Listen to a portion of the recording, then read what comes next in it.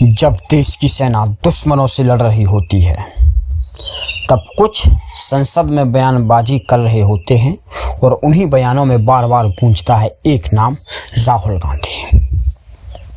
लेकिन सवाल ये है, क्या राहुल गांधी को वाकई में सेना से दिक्कत है या उन्हें परेशानी है उस राजनीति से जिसमें सेना का इस्तेमाल वोट बटोरने के लिए बार बार किया जाता है। तो स्वागत है आप सबका तर्क भारत यूट्यूब चैनल पर।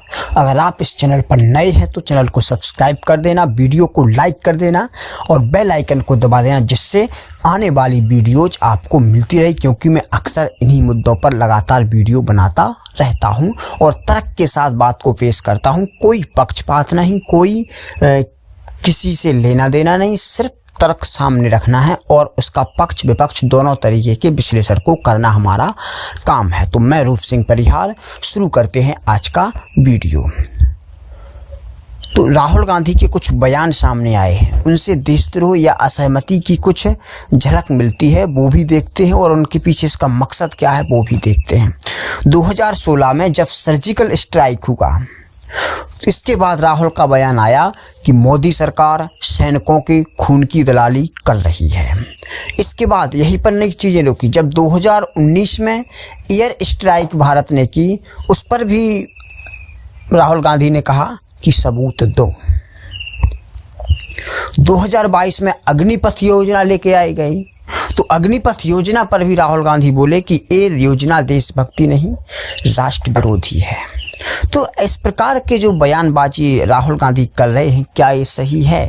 तो इन बयानों ने देश में बवाल मचा दिया। कुछ ने कहा कि ये सवाल है लोकतंत्र के, तो कुछ ने कहा कि ये अपमान है सेना का। ठीक है, पक्ष वाले अलग बात कर रहे हैं, विपक्ष वाले अपनी अलग बात कर रहे हैं। तो राजनीतिक एजेंडा या विचारधारात्मक दूरी है, ये भी बात करते हैं। तो राहुल गांधी उस सोच का प्रतिनिधित्व करते हैं जो राष्ट्रवाद को जुनून नहीं बल्कि प्रश्न मानती है। वो मानते हैं कि सेना की बहादुरी का इस्तेमाल हमें राजनीति में नहीं करना चाहिए, इसका इस्तेमाल राजनीति में नहीं होना चाहिए। सेना को और राजनीति को बिल्कुल अलग अलग होना चाहिए। पर सवाल ये है, क्या बार बार सवाल उठाना सीमा पार करने जैसा नहीं है? सेना का राजनीतिकरण हो रहा है या सेना का अपमान हो रहा है, वो बात करेंगे। तो जब राहुल गांधी कहते हैं कि सेना बीजेपी की नहीं है, देश की है, तो इसमें तर्क होता है, तर्क है। लेकिन जब वो एयर स्ट्राइक पर सबूत मांगते हैं तो ये सेना के पराक्रम पर सवाल उठाते हैं। तो यहाँ पर दोनों तरफ की चीज़ें आप लोगों को विरोधाभास देखने को मिलता है। क्या आलोचना के पीछे ईमानदारी है या राजनीतिक व्यवस्था है? तो हम कह सकते हैं कि दिक्कत इनको सेना से है या राष्ट्रवाद से। तो राहुल गांधी के हर बयान में एक वैचारिक लड़ाई दिखती है, लेकिन ध्यान रहे, सवाल पूछना लोकतंत्र है, मगर वक्त, तरीका और लहजा ही तय करता है देशभक्ति है या विघटन। अगर युद्ध के हालात बने हुए हैं तो आपको इस तरह के सवाल नहीं पूछना चाहिए, और अगर शांति का माहौल बना हुआ है तो ये सवाल पूछना जायज हो जाता है।